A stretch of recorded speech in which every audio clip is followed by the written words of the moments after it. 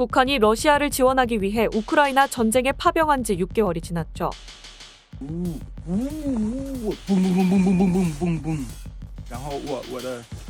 现在请示您投弹式围击向你投弹，一指令。1点钟方向，距离200米，发现敌无人机。 드론이 동원되는 현대전에 대한 지식 부족으로 속수무책으로 당하는 듯했던 북한군은 이제 전장에서 상당한 기여를 하고 있다고 하는데요. 특수부대원들의 훈련장에 길리슈트가 등장하는 등 현대전에 적응한 북한군이 보다 강력해지며 위협적인 존재로 변모하고 있습니다. 우크라이나 전쟁을 몇 달간 경험하면서 현대전의 어떤 기본적인 구성이 이렇게 이루어진다는 것을 이제 경험적으로 확인한 거고, 그렇다면 북한군도 이런 현대전의 개념에 맞게 좀 변화시켜야 된다는 의미일 수 있고, 또 하나는 뭐 이미 그런 경험을 했기 때문에 더 그쪽에 더 맞춰서 훈련을 한 이후에 뭐 추가 파병한다든가 뭐 할 수 있다라는 의도일 수도 있다, 뭐 이렇게 이제 해석이 가능한데, 두 가지 다 가능하죠. 자체적인 전력 증강을 위한 현대전적인 변화, 또 하나는 뭐 추가 파병을 위한 현대전적인 변화 강조, 이 두 가지가 다 가능하다고 봐야죠. 그 드론전에 완벽하게 적응되어 있는 군대는 이 세상에 존재하진 않아요. 그러니까 어느 국가의 군대도 이 드론전에 맞춰서 완벽하게 대응할 수 있는 준비가 되어 있는 국가는 한 국가도 없다라는 거예요. 그나마 이제 이 우크라이나전이 드론전이 중요한 어떤 무기 체계로 사용된 대표적인 지금 전쟁이기 때문에 우크라이나, 러시아, 북한군만 여기에 대한 경험을 갖고 있어요.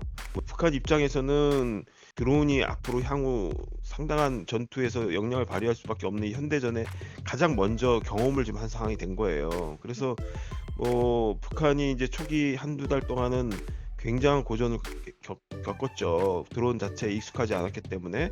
그런데 그게 이제 사상자를 동반하긴 했지만 상당히 이 드론전에 익숙해진 거예요. 경험을 쌓게 된 거예요. 그래서 편제도 처음에 50명 단위로 움직이던 거에서 10명, 20명 단위로 소규모로 쪼개서 움직이기 시작했고, 드론이 왔을 때 어떻게 대응해야 되는지에 대한 작전 개념, 그러니까 소위 현장에서의 전술 개념들이 생긴 거예요. 그리고 이제 그것에 대해서 완벽하게 막진 못하지만 최소한 무력하게 당하진 않고 그것을 격퇴하는 방법이라든가 피하는 방법들을 알게 된 거죠. 그래서 완벽한 대응은 아니지만 상당한 적응력을 갖고 있는 부대 중에 하나다, 이렇게 봐야겠죠. 러시아나 우크라이나군과 달리 사실상 물불을 안 가리고 여러 전투 현장 그 전술을 펼치니까 대응하기가 어렵다. 그 북한식 표현은 영웅적인 거죠. 우리 초기에 뭐 굉장히 뭐 총알바지인 것처럼 처음에 설명을 했는데, 일부 그런 사상자가 난 건 맞지만 그렇게 무모하게 뭐 총알바지를 쓰고 그런 개념은 아니거든요. 그래서 지금 쿠르스크 거의 80포인트, 90포인트 좀 회복했잖아요.